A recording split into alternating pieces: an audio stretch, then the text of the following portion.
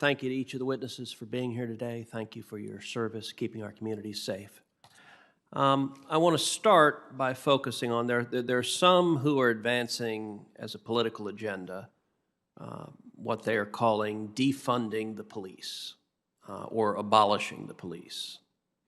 And I want to ask each of the witnesses here, do you think that's a good idea, number one? And number two, what would the consequences be for public safety if we did defund the police? And Ms. Cox, we'll start with you. Thank you, Senator. I have heard those suggestions, and in my experience in my district, I think that would be very dangerous. For example, in Dallas, we're dealing with hundreds fewer patrol officers than we have had in years past for a variety of reasons, somewhat having to do with the pension fund. And what I have heard through my work on the PSN project is that they need more officers, they need more resources. And we, through virtue of our PSN program, have been able to bring that to them. And they have worked with us to great success, I think, in the neighborhood that we've worked with in bringing resources to that neighborhood. I mean, before we heard stories of just being able to having to go from call to call without being able to do any of the proactive work that we're doing in the neighborhood, and certainly without having the time to do the community engagement work that we've been doing in the neighborhood. So my fear is that if you defund police departments, the very work that we think matters most is the work that's not going to get done. Thank you. Mr. Wolf?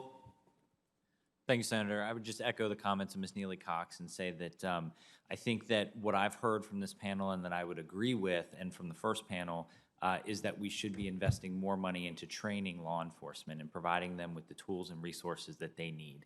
At the Department of Justice, we have several programs, grant programs. Okay, thank you for that. We got limited time. Captain Yost? Well, there's no doubt that that there are some things that we can do in law enforcement that would be beneficial. I spoke about it earlier about social services that could be added with responders to incidents. I can tell you from my own experience the frustration of dealing with people who desperately needed services and not being able to provide them. So there's definitely room for growth. But my fear is that I think it's sort of a buzzword, a defund police. It took on a lot of different meanings. But in reality, if we're talking about expanding services, certainly that's something we should look at and talk about. But if the discussion is to diminish the ability for law enforcement to do its job at the sake of adding additional services, I think that defunding is very dangerous, and I think we're going to hurt the very communities we're trying to help the most. Okay.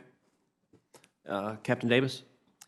Yes, I think that just the terminology, I think, has just been there are different definitions to the defunding concept, but community engagement is so important to my community. That would be one of the first areas or sections in the department that would go. The very aspect of the department that builds relationships with communities that, you know, my minority communities really want us to have. Unfortunately, that will be one of the first sections to go. So to defund our police department, I can't imagine who the surrogates would be to take over the work that we do every day. And I don't think, you know, this country really realizes how much work police officers do and have taken on, even in the social services realm. Thank you. Chief Acevedo? Thanks, Senator. Defunding the police ranges from abolitionists that think we should get rid of policing. That would lead to chaos. To those that think we need to reinvent police, to those that think we need to take our funding and spend it elsewhere. Our community doesn't want less police, they want better policing. And I can tell you that from Houston, which is the most diverse city in the country, the majority of our community wants investments in both good policing and the social services that they richly deserve and desire. Chief Cass-Stevens? Thank you, sir. I'll try to be quick. But in the 70s and 80s, our country and our government defunded social services. They defunded all the services that help people with mental health, homelessness, drug addiction, and all of those issues were dumped on the doorstep of law enforcement. And we wonder why law enforcement is struggling to deal with these issues.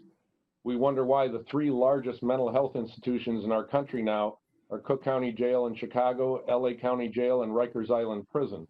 Because we forced law enforcement to criminalize some of these social ills. And so I would say defunding police is dangerous, but I would also say reinvesting in these social services is absolutely mandatory. Now, I believe defunding the police would result in more crime, more murders, more rapes, more assaults, more burglaries. Very briefly, do each of you agree with that would be the consequence of defunding the police? Yes. I do. I believe the crime rate would go up. Yes, Senator. Absolutely. Absolutely. Absolutely. Yes. Okay, final question. Everyone across the country was horrified at what happened to George Floyd. We watched those videos, those 8 minutes and 46 seconds, and we're horrified. There's no legitimate law enforcement purpose for the abusive conduct that cost Mr. Floyd his life. If there was one specific concrete step that Congress could take to prevent what happened to George Floyd from ever happening again, to protect people's civil rights, what would it be? If each of you would very briefly answer that.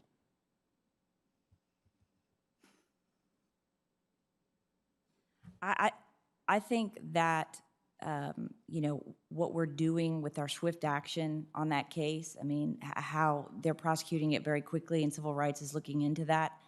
I think what we really need to think about is how we're engaging in our community and forming the relationships with our community through our police departments. So if Congress could give more grant money to work with those police departments to train and to engage in those communities, to form relationships so that they don't have interactions like that, I think that would be very helpful. I concur with my colleague that investing more in community policing tactics and community engagement for law enforcement. Captain Yost? I would agree with that as well. I think law enforcement has provided the ability to have a great deal of responsibility. That responsibility does not come without trust.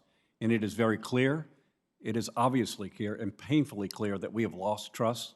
And I think anything we invest back into the community to rebuild that trust is what's going to make a difference at the end of the day. I would also like to add that, you talk about one thing to do. There's no one thing that's going to fix any of this. But I think one thing that was discussed extensively today was a need for some type of standardization on a policy.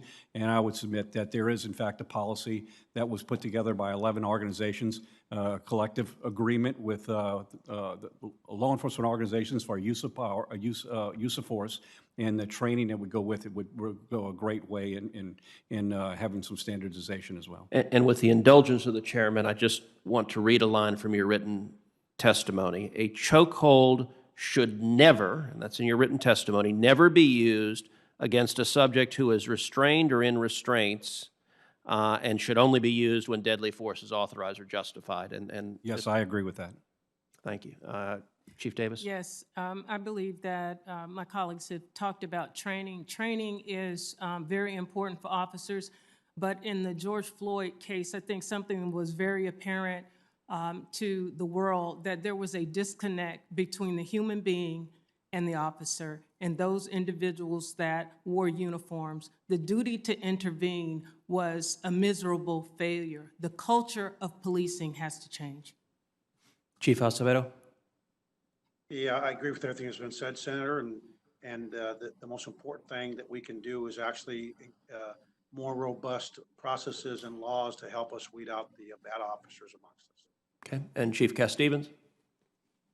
Thank you. First of all, only 40% of law enforcement agencies right now contribute use of force reporting to the FBI's use of force database. I think it should be mandatory for every law enforcement agency. But also, I think that every agency should have some type of early warning system. And if there was an early warning system, in this case in Minneapolis, I think that possibly this officer would have been flagged much earlier on prior citizen complaints, that we could have prevented something like this from happening. Okay. Thank you. That was helpful.